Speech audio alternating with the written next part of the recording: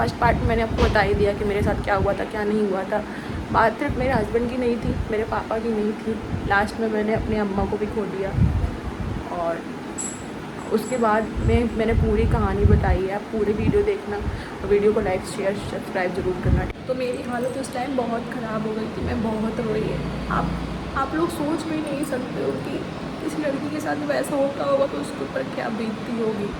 और ये मेरे हस्बैंड की बात ही थी सिर्फ। और आप लोगों को पता है इधर मेरे पापा की भी डेथ हो गई थी, इधर मेरे हस्बैंड की डेथ हुई, उधर मेरे पापा की डेथ हुई।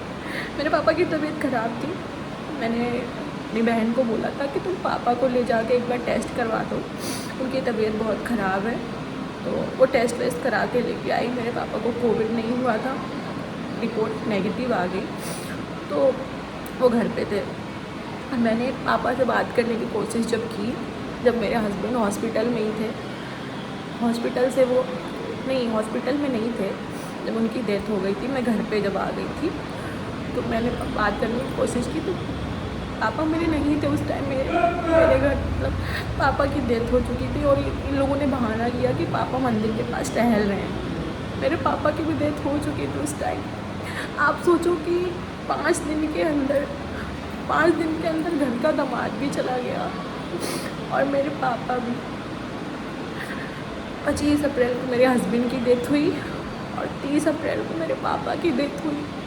तो आप सोचो कि 5 दिन के अंदर घर के 2 लोग चले गए। उसके बाद मैं वहाँ पे थी, मैं कुछ दिन वहाँ पे थी। मैं पागलों की तरह रहती थी, जैसे पागल लोग होते हैं। मैं खाना खाती थी, मेरे खाना भी मुंह में नहीं जाता था। मेरी सास मेरे को खाना बना के ला के देती थी, और जैसे कुत्तों को खाना ला के देते हैं ना, ऐसे फेंक के थाली, मतलब थाली फेंक के ला के देती थी कि तुम खा लो। उनको लगता था कि मुझे कोविड हुआ है, तो ऐसे फेंक के ला के देती थी। और रोटी उनके अंदर जाती भी नहीं थी यार, कैसे जाएगी। आप सोचो इतना बड़ा हादसा जिसके साथ हुआ होगा वो खाना थोड़ी खाएगा। ऐसे फेंक के ला के देती थी। मैं आधी रोटी खा लेती थी मुश्किल से, और मैं नहीं खाती थी। वही काली चाय ला के वो देती थी, सिर्फ चीनी और चाय पत्ती डाल के, और उसको उबाल के ला के दे देती थी। मैं वही चाय पीती थी, मैंने दूध वाली चाय नहीं पी। और वो दोनों लोग, उन लोगों को कोई फ़र्क नहीं पड़ता था। वो लोग मस्त खाना खाते थे, चाय नाश्ता करते थे, सब करते थे। मेरे को कमरे में ही ला के दे देते थे कि तुम कमरे में ही खा लो। और मैं ऐसे टाइम निकल रहा था और मैं ऐसे रात में लेटती थी। मैं रात में ऐसे लेटती थी, मेरी आँखें ऐसे खुली होती थी, और खुली होते होते सुबह हो जाती थी। मैं रात भर नींद नहीं आती थी मुझे, मैं बस रोती रहती थी। और मैं आप लोगों को बताऊं, कुछ दिन बाद मेरे साथ ऐसा हुआ कि मैं रोना चाहती थी। मैं चाहती थी कि मैं खूब रोऊं, मैं बहुत रोऊं, मैं बहुत ज़्यादा रोऊं। मैं अपने दिल का जितना भी दर्द है सब बाहर निकालूं और मैं बहुत रोऊं। मेरी आँख से आंसू नहीं निकलते थे, मेरे आँख के आंसू सूख चुके थे। मैं उस टाइम पे इतनी ज़्यादा बस मैं अपने हस्बैंड के बारे में सोच रही थी। मैं अपने ऊपर अफसोस कर रही थी कि मैं उनको क्यों नहीं बचा पाई। मैं आप लोग को बता नहीं सकती कि मेरी लाइफ का कितना बुरा टाइम था वो, जब मैंने अपने हस्बैंड को खो दिया। और मैं अपने हस्बैंड से बहुत प्यार करती थी, बहुत ज़्यादा प्यार करती थी। मैं उनको बहुत मानती थी, वो भी मुझे बहुत मानते थे।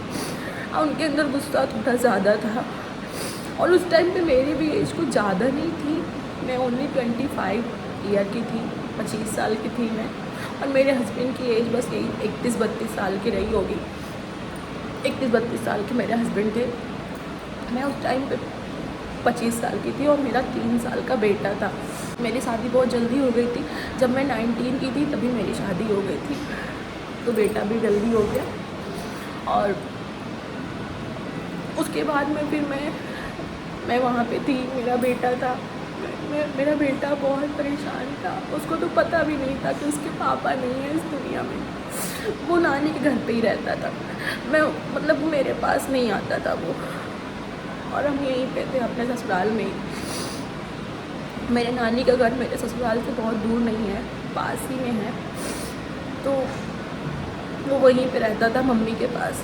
मम्मी मेरी आती रहती थी और वो जो काम होता है रस्मा तिरई जो भी होता है, बस उसकी वजह से मैं वहाँ पे रुकी हुई थी कि वो हो जाएगा तो मैं अपने घर चली जाऊँगी, मुझे यहाँ नहीं रहना है।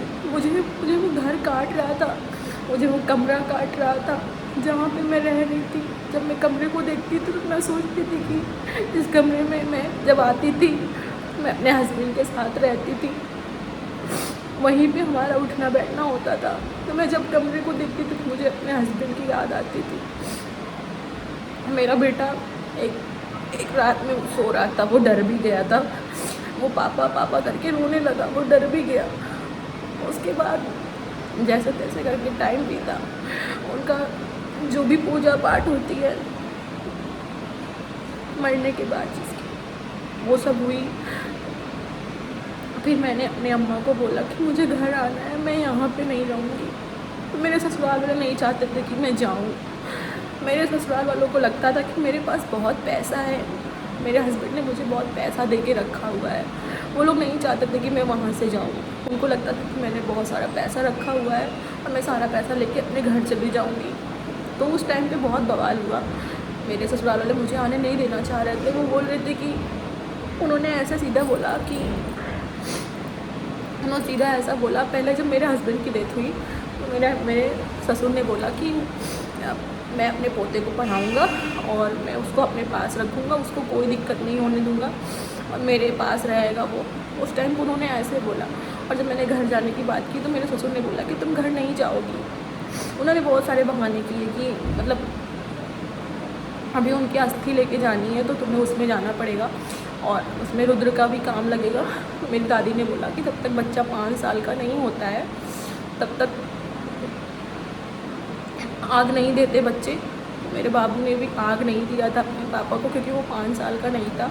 तो उनके पापा ने ही उनको आग दिया था और वो बोली कि उसको मत भेजना अस्थि उस्थि लेके, क्योंकि वो भी बहुत छोटा है और तुम भी मत जाना, और जब तक कि लॉकडाउन नहीं हट जाता तुम यहीं रहोगी। मैंने अपने अम्मा को बोला मुझे घर आना है, मुझे यहाँ नहीं रहना है। तो मेरी मम्मी, और मैं आपको बताऊँ उस टाइम मेरे पापा की डेथ हो चुकी थी। मैंने एक साथ 2 लोगों को खोया, एक तरफ अपने हस्बैंड को, एक तरफ अपने पापा को। तो मैंने अम्मा को बहुत बोला कि मुझे आना है। मेरी अम्मा ने मम्मी को भेज दिया गाड़ी लेके। मम्मी मुझे मेरे लेने आ गई। वो लोग नहीं माने, वो लोग बोले मैं नहीं भेजूँगा, मैं उसको नहीं जाने दूँगा और वो यहीं रहेगी और जब लॉकडाउन खुलेगा तब वो जाएगी। फिर मेरी मम्मी ने बहुत वो बोला कि नहीं उसको लेके जाऊँगी। मैंने बोला कि एक तरफ आपका बेटा चला गया है, आप लोगों को पैसे की पड़ी है कि मेरे पास बहुत पैसा है, मेरे पास कोई पैसा नहीं है। उन लोगों ने ऐसे सीधा बोल दिया कि जब मेरा बेटा था तब तक तुम थी, अब मुझे तुमसे कोई मतलब नहीं है, मुझे सिर्फ पैसे से मतलब है। मेरे सास ससुर ने सीधे ये बात बोली। तो उनको कोई दुख नहीं था, उन्होंने सीधा ऐसा बोल दिया कि मुझे पैसा चाहिए, मुझे तुमसे कोई मतलब नहीं है, तुम मेरी कोई नहीं हो और मेरा कोई पोता नहीं है ना मेरी कोई बहू है, मुझे सिर्फ पैसे से मतलब है। मैंने बोल दिया कि भाई तुम्हारा लड़का चला गया, तुम्हें सिर्फ पैसे से मतलब है क्या? बहुत झगड़ा लड़ाई हुआ। मम्मी मेरी वहाँ से जैसे तैसे करके मुझे ले आई। बहुत बवाल हुआ था, मुझे आने नहीं दे रहे थे। बहुत लड़ाई हुई, मैं जैसे तैसे करके वहाँ से आ गई अपने घर। और जब मैं घर आई, और मैं आपको बताऊँ कि जब मेरी मम्मी मुझे लेने गई थी उसके 1 दिन पहले ही वो मेरे पापा की अस्थि विसर्जन करने गई थी अयोध्या। मेरे को कुछ नहीं पता था कि मेरे पापा भी नहीं हैं, मेरे हस्बैंड भी यहाँ ख़त्म हो गए और मेरे पापा की भी डेथ हो गई। मेरे को पापा के बारे में कुछ पता नहीं था, बस ये पता था कि पापा की तबीयत ख़राब है और वो दवा ववा लेने हैं, वो ठीक है। मेरे को बस यही बोला जाता था कि पापा तुम्हारे ठीक है। और मेरी जो मौसी की लड़की है उसको पता था, उसको मेरे हस्बैंड के बारे में भी पता था, उसको मेरे पापा के बारे में भी पता था, पर लोगों ने मुझे इस वजह से नहीं बताया था कि एक तरफ हस्बैंड का दुख है, फिर पापा का बता देंगे तो वो कैसे सहेगी। इस वजह से मुझे किसी ने कुछ नहीं बताया पापा के बारे में। जब मैं घर पे आई, गाड़ी से उतरी तो मेरा भाई वो ऐसे सफ़ेद वाले कपड़े पहन के बैठा था एक कोने में। तो मैंने अम्मा से बोला कि मैंने अपने अम्मा से बोला कि गोलू ऐसे क्यों बैठा हुआ है सफ़ेद सफ़ेद कपड़े पहन के। यार उस टाइम दिमाग काम नहीं कर रहा था मेरा। एक इतना बड़ा दुख मेरे ऊपर पड़ ही गया था। फिर मैंने अचानक से ये देख लिया घर पे आके। मैंने अपने अम्मा से बोला कि गोलू ऐसे क्यों बैठा हुआ है। तो कोई जवाब नहीं दे रहा था कोई। फिर मैंने बोला पापा कहाँ हैं। कोई कुछ नहीं बोला। मम्मी बोली कि तुम बैठो, पानी वानी पियो, बैठो। मैंने बोला नहीं, पहले मेरे को बताओ पापा कहाँ है और गोलू ऐसे क्यों बैठा है। मतलब मेरा बड़ा भाई मेरे से छोटा है। तो मैंने बोला, तो अम्मा ने बोला कि बेटा पापा भी चले गए, तुम लोग को छोड़ के, हम लोगों को छोड़ के मेरे पापा भी चले गए।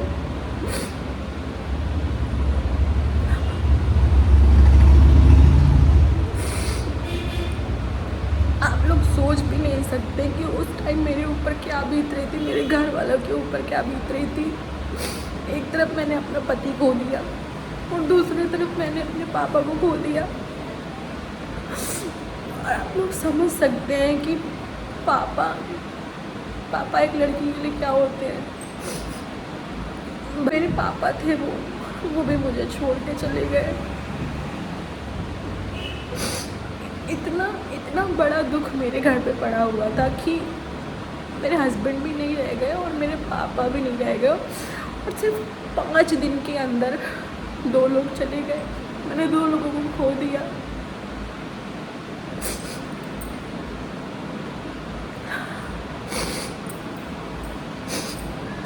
उसके बाद जब पता चला कि पापा भी नहीं है तो बस घर पे लोग ऐसे बस जिंदा लाश की तरह पड़े हुए थे।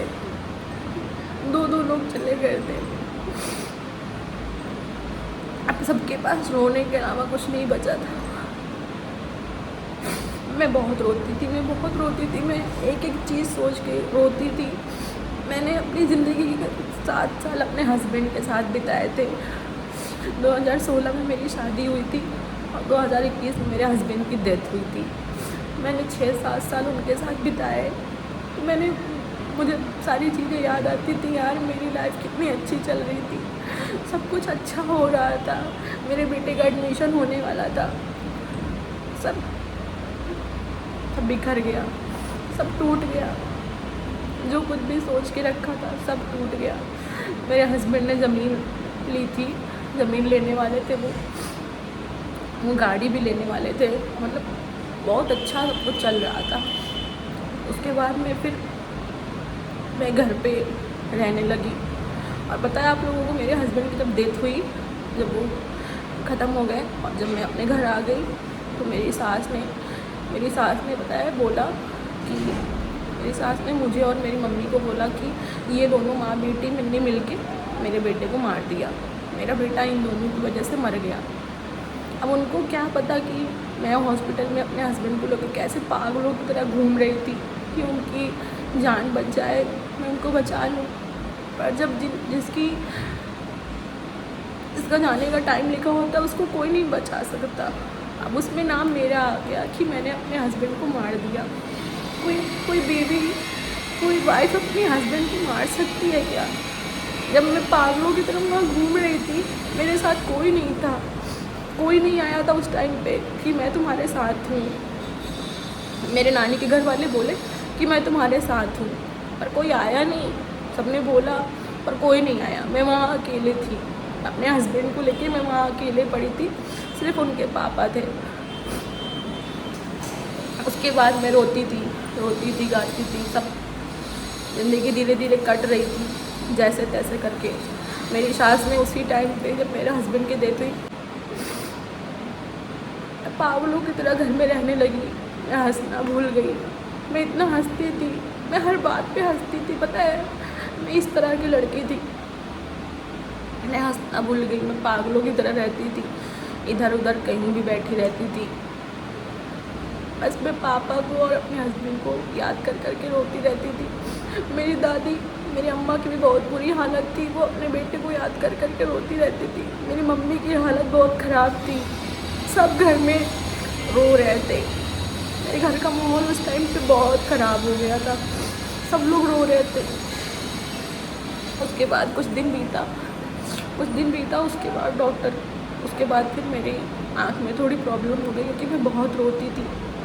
तो मेरे भाई ने बोला कि मैं तुम्हें नेपाल में दिखा देता हूँ, चलो चल के दिखा देता हूँ, आँख का मामला है और ऐसे वो मत करो। मैंने कहा नहीं, मुझे नहीं जाना है।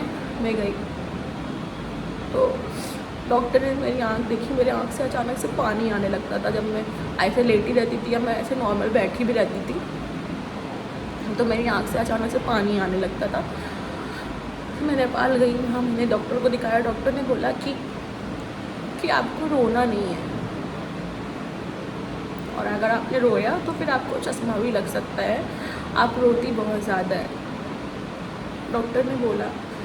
उसके बाद भी डॉक्टर के बोलने का क्या मतलब है यार, जिसके ऊपर इतना बड़ा दुख पड़ा होगा तो वो रोएगा नहीं तो और क्या करेगा। लोगों ने मुझे बहुत समझाया कि मत रो, तुम रोओगे तुम्हारी आँख में प्रॉब्लम हो जाएगी, तुम्हारा एक बेटा है, तुम्हें उसको देखना है। लोग बहुत समझाते थे, लोग मेरे को बहुत तसल्ली देते थे कि तुम्हारे हस्बैंड की इतनी उम्र लिखी थी, वो इतनी उम्र में चले गए, उनका ऐसे ही लिखा था। ये सब की बातें बहुत बुरी लगती थी मुझे। पता है उस टाइम भगवान के ऊपर से मेरा विश्वास उठ गया था। मैंने कहा मैंने भगवान के ऊपर बहुत विश्वास किया था, मैं भोलेनाथ को बहुत मानती थी। मैंने कहा था आप मेरे हस्बैंड को बचा लोगे, पर उन्होंने भी कुछ नहीं किया। मेरा भगवान के ऊपर से विश्वास उठ गया। मैं पूजा पाठ नहीं करती थी, मैंने सब छोड़ दिया था। मतलब पागलों की तरह घर में घूमती रहती थी, मैं बस जी रही थी जिंदा लाश की तरह। उसके बाद धीरे धीरे टाइम बीतता गया, मैं अपने अम्मा के भरोसे इस घर में रह रही थी कि चलो मेरी अम्मा है तो वो मेरे साथ है, मेरे पापा नहीं है और मेरे हस्बैंड नहीं है। मम्मी है, मम्मी ने हम लोगों को जन्म दिया था, पर हम लोग की देखभाल सब कुछ मेरी अम्मा करती थी क्योंकि मेरे पापा का मेंटली प्रॉब्लम थी। मेरे पापा उनको इतना दिमाग नहीं था कि वो घर चला सके, उनको थोड़ी मेंटल प्रॉब्लम थी। तो हम लोगों की देखभाल शुरू से अम्मा ने ही की थी, चारों बच्चों की देखभाल मेरे अम्मा ने ही की थी। तो मेरे को ये तसल्ली था कि मेरे हस्बैंड नहीं है पर मेरे अम्मा हैं, अम्मा मेरे साथ है, वो मेरे साथ कभी नहीं छोड़ेंगी, वो मेरे साथ रहेंगी। उन्होंने पूरा घर संभाल के रखा हुआ था, एक औरत ने पूरा घर संभाल के रखा हुआ था, 4 बच्चे और मेरी मम्मी, मेरे पापा और अम्मा। वो जॉब करती थी सरकारी और उनकी पेंशन आती थी, तो पेंशन से मेरा घर चलता था और अच्छी खासी पेंशन आती थी, उसी पेंशन से मेरा घर चलता था और हम लोग बहुत अच्छे से रहते थे, कोई दिक्कत नहीं थी। मेरा बेटा आया, मेरे बेटे का एडमिशन हुआ, पढ़ने लगा। मेरी अम्मा थी, मेरी अम्मा मेरे बेटे को बहुत मानती थी, बहुत ज़्यादा मानती थी मेरे बेटे को। वो बोली कि कोई नहीं है, तुम परेशान मत हो, मैं तुम्हारे साथ हूँ, तुम्हारा बेटा पढ़ेगा, अच्छे स्कूल में पढ़ेगा और कोई दिक्कत नहीं होगी, तुम मेरे पास रहना। और जैसे ही मेरे हस्बैंड की डेथ हुई, 3-4 महीने बीते, वैसे ही सब शादी के लिए बोलने लगे, शादी कर लो, ऐसी ज़िंदगी नहीं कटेगी, ज़िंदगी बहुत बड़ी है। 2-3 लोग तो मेरे घर पे भी आ गए थे मेरी अम्मा के पास कि अपनी पोती की शादी कर दो। मेरी अम्मा ने उनको भगा दिया। एक तो वो इतने बड़े दुख में पड़ी हुई है और तुम लोग शादी की बात कर रहे हो। मैं अपने अम्मा के सहारे थी कि मेरी अम्मा है, मैं अम्मा के साथ रहूँगी, कोई दिक्कत नहीं है, मेरी ज़िंदगी कट जाएगी। जबकि मेरी अम्मा भी हार्ट पेशेंट थी। मेरे जब बुआ की डेथ हुई थी 2012 में, मेरी बुआ की डेथ हुई थी, तो मेरी अम्मा को उस टाइम हार्ट की बीमारी हो गई, वो हार्ट पेशेंट हो गई। उसके बाद धीरे धीरे टाइम बीता, मेरी अम्मा की तबीयत ख़राब होती थी, ठीक हो जाती थी, सब कुछ अच्छा चल रहा था। मैं भी धीरे धीरे उस चीज़ से निकल रही थी, सोचती थी कि चलो ठीक है, अब जो हो गया हो गया, अब मेरे को अपने बच्चे को संभालना है, मुझे अपने आप को संभालना है, जो हुआ भगवान ने जो भी किया ठीक है, उनकी यही मर्ज़ी थी। मैंने भी उस चीज़ को एक्सेप्ट किया सबके कहने के बाद कि भाई यही था तुम्हारी ज़िंदगी, तुम्हारी किस्मत में यही लिखा था, तो तुम्हें देखना पड़ेगा। मैंने कहा ठीक है, चलो कोई नहीं, मैं अपने बच्चे के सहारे अपनी ज़िंदगी काट लूँगी। सब कुछ ठीक चल रहा था, ठीक था, पापा का भी सब कुछ जितना काम वाम होता है सब हो गया। रुद्र का एडमिशन हुआ, वो पढ़ने जाने लगा। अम्मा भी मेरी थी, लाइफ चल रही थी। मैं खुश तो नहीं थी पर जी रही थी, बस अपनी अम्मा के सहारे जी रही थी मैं, अपने बच्चे के सहारे। मेरी अम्मा की तबीयत होती रहती थी ख़राब, उनको हार्ट की बीमारी थी। उनकी लखनऊ से दवा चलती थी, उनको लखनऊ लेके जाया जाता तो वो ठीक हो जाती थी। उनकी दवा थी, डॉक्टर ने बोला था जब तक कि ज़िंदा रहेंगी तब तक ही हार्ट की दवा खाएंगी। दवा चलती थी, वो ठीक हो जाती थी। एक बार उनकी बहुत तबीयत ख़राब हुई, उनको हम लोग हॉस्पिटल लेके गए। वहाँ से उनको डॉक्टर ने लखनऊ भेज दिया। वो लखनऊ गई और उनकी हालत बहुत सीरियस हो गई थी, फिर भी वो बच गई, उनको कुछ नहीं हुआ। वो घर आ गई और घर आने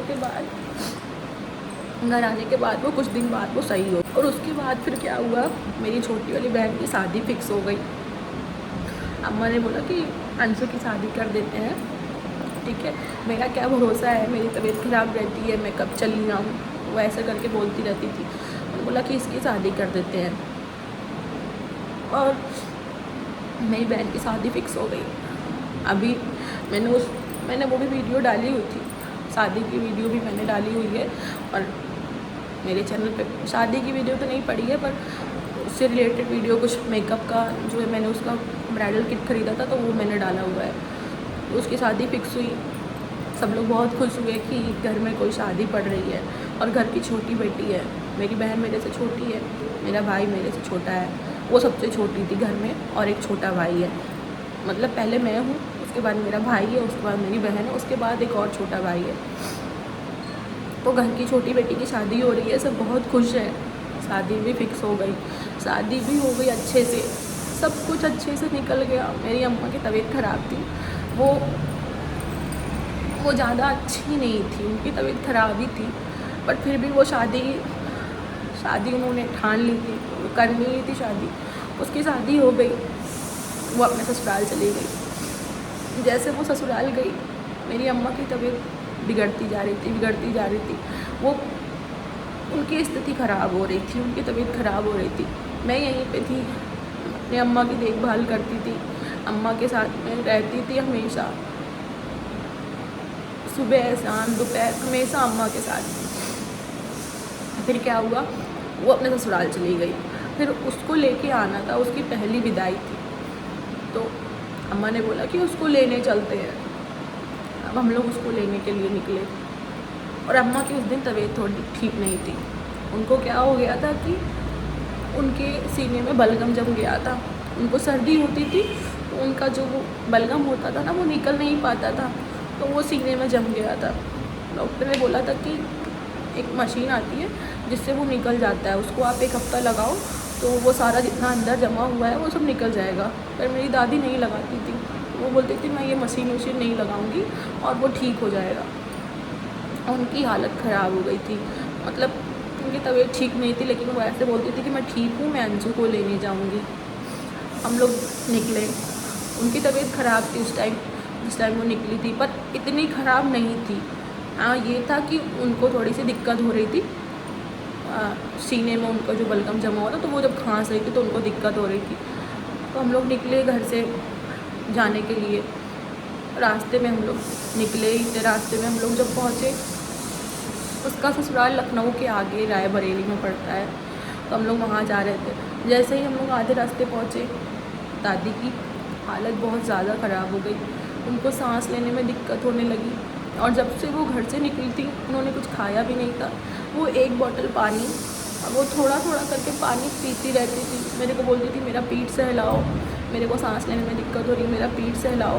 उनका पीठ सहलाते सहलाते उनको, जब उनकी हालत ख़राब हुई रास्ते में, तो कैसरगंज हम लोग उतरे, वहाँ पे दादी को हम लोगों ने हॉस्पिटल में ले गए। उनको दिखाया डॉक्टर को कि इनको सांस लेने में दिक्कत हो रही है, उनकी तबीयत ठीक नहीं है, आप कुछ दवा ववा इनको दे दो, ये ठीक हो जाएंगी।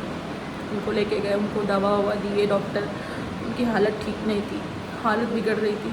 डॉक्टर ने बोला कि आप इनको लखनऊ जल्दी से लेके जाओ, और ये यहाँ पे तो ठीक नहीं हो पाएंगी, इनकी हालत अब बिगड़ रही है। वहाँ से हम लोग दादी को ले गए लखनऊ। रास्ते भर वो बस खाली पानी पीती गए। 1 बॉटल पानी उन्होंने लखनऊ तक पिया, 1 बॉटल पानी उन्होंने सिर्फ पानी पी पी के वो रास्ते भर गई। उन्होंने कुछ नहीं खाया, आधा सेब खाया था उन्होंने। उसके बाद वो लखनऊ गई, वहाँ पे उनको डॉक्टर ने एडमिट कर लिया।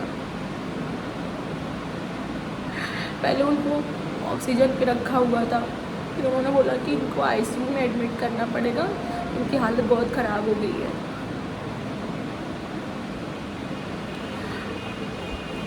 और ये बात है यही अप्रैल की, 1 अप्रैल की बात है। मार्च में उसकी शादी हुई थी, 11 मार्च को, और 1 अप्रैल को हम लोग उसको लेने जा रहे थे। तो ये 1 अप्रैल की बात है, यही 2024। उसके बाद वहाँ पे उनको एडमिट किया, वो आईसीयू में एडमिट हो गई। और उसके बाद उनकी हालत बहुत बिगड़ गई, उनको सांस लेने में दिक्कत हो रही थी। वो हार्ट पेशेंट थी, उनके सीने में बलगम जमा हुआ था, सारी चीज़ें एक साथ।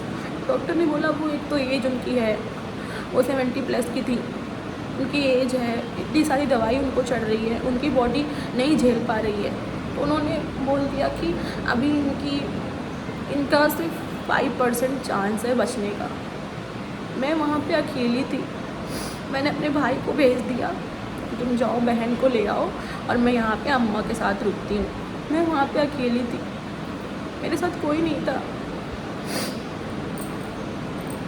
तो वहाँ पे बोला डॉक्टर ने कि अभी कोई चांस नहीं है बचने का, और आप लोग देख लीजिए, दवाई ववाई चढ़ रही है, भगवान की मर्ज़ी, अगर बच गई तो बच गई।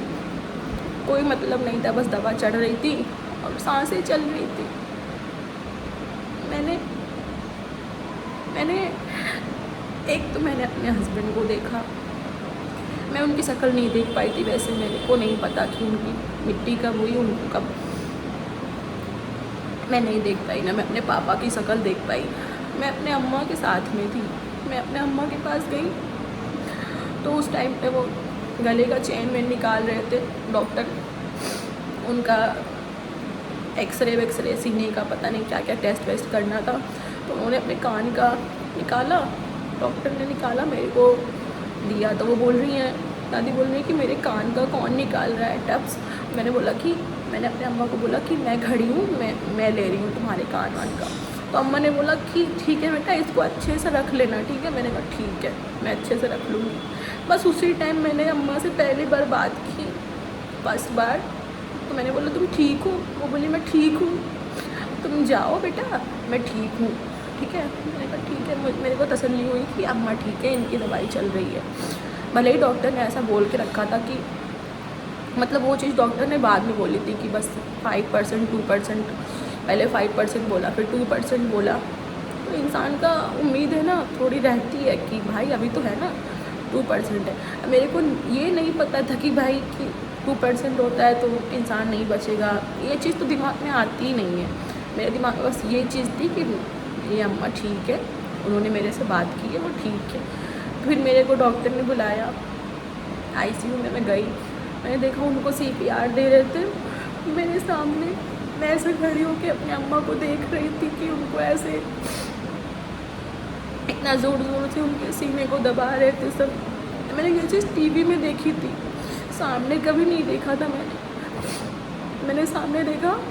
तो जैसे ही मैंने देखा, डॉक्टर ने मुझे बाहर निकाल दिया, बोले आप बाहर चलिए, हम आपसे बाहर आके मिलते हैं। जब मैंने वो चीज़ देखी तो मेरे को लगा कि अब शायद मेरी अम्मा नहीं बचेंगी। मैं बाहर आके खड़ी होकर रो रही थी, मैं अकेली थी, वहाँ पे कोई नहीं था, मेरा भाई चला गया था। वहाँ पे एक इंसान मेरे साथ था जिसका मैं अभी यहाँ पे नाम नहीं ले सकती, बस वो इंसान मेरे साथ था। उसके बाद फिर मैं बाहर आके खड़ी होकर रोने लगी। उस इंसान ने मेरे को बोला कि तुम परेशान मत हो और अम्मा ठीक हो जाएंगी, ठीक है। अब मेरी बहन भी आ रही थी, उसने बोला मैं आ रही हूँ, मैं अम्मा से मिलूँगी।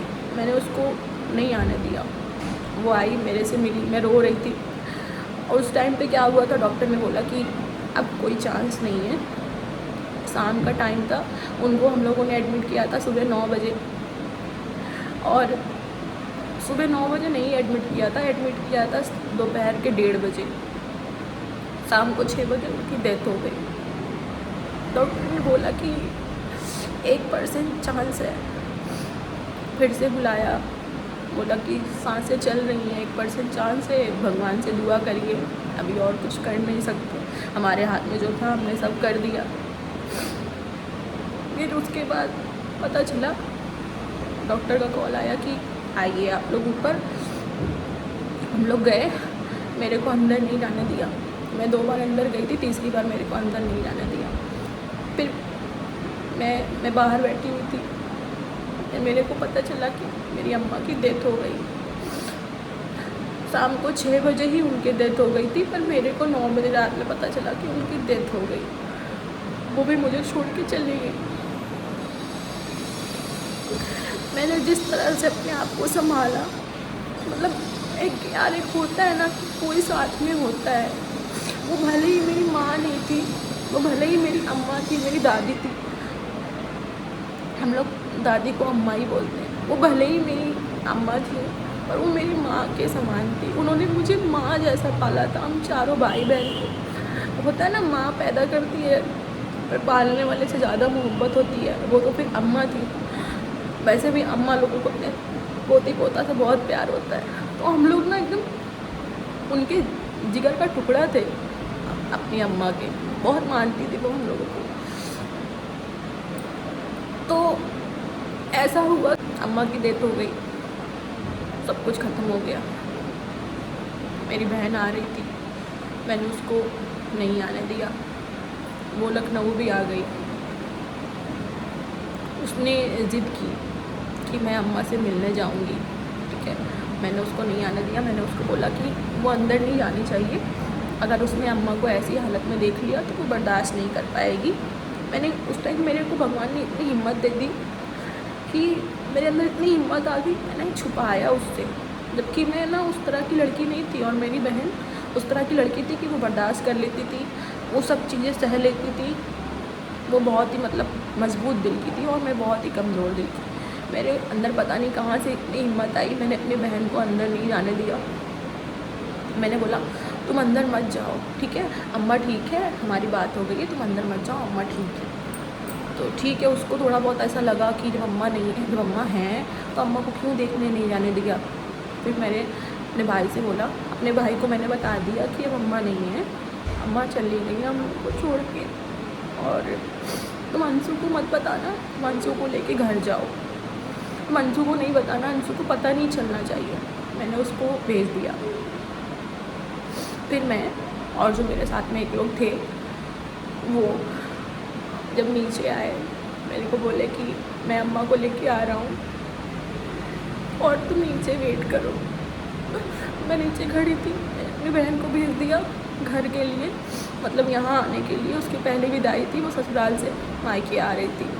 मैंने उसको घर भेज दिया कि तुम चलो, मैं आती हूँ। उसने बोला कि अम्मा ठीक है। मैंने कहा अम्मा ठीक है, मैं अम्मा को लेके आती हूँ, अम्मा को डिस्चार्ज कर दिया गया, मैं अम्मा को लेके घर आ रही हूँ, तुम घर चलो। मैंने उससे झूठ बोल दिया। अपने भाई के साथ मैंने उसको भेज दिया। और मेरे साथ जो लोग थे, जो एक लोग थे, वो मेरे को बोले कि तुम नीचे वेट करो।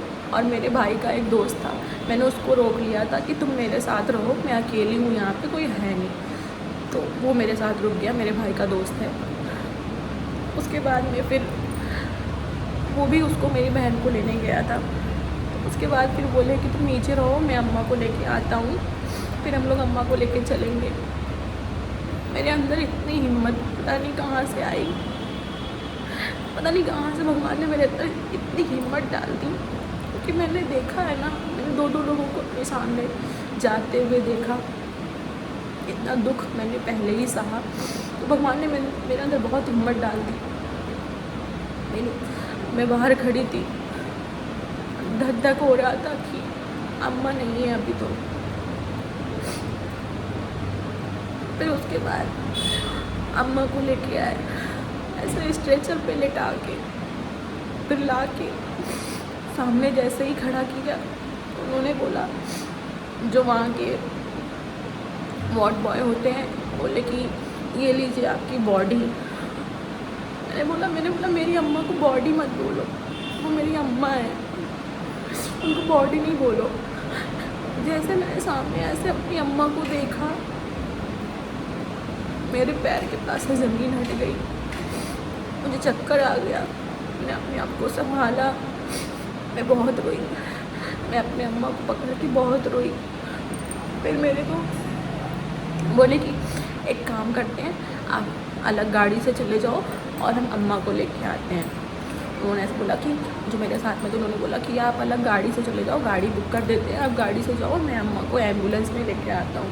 फिर मैंने बोला नहीं, मैं अपने अम्मा के साथ जाऊँगी, मैं अपने अम्मा को नहीं छोड़ूंगी।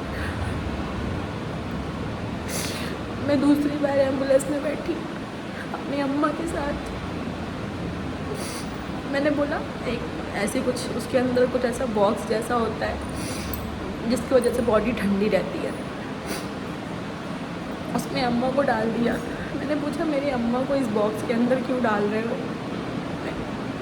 मैंने कभी नहीं देखा था ये सारी चीज़ें, मेरे सामने ही ये सारी चीज़ें हो रही थी। मैंने बोला मेरी अम्मा को इसके अंदर मत डालो, अभी जब गाड़ी चलेगी तो वो उनको चोट लगेगी। मैं बहुत रो रही थी गाड़ी के अंदर, मुझे चक्कर आ रहे थे, मैं गिर रही थी।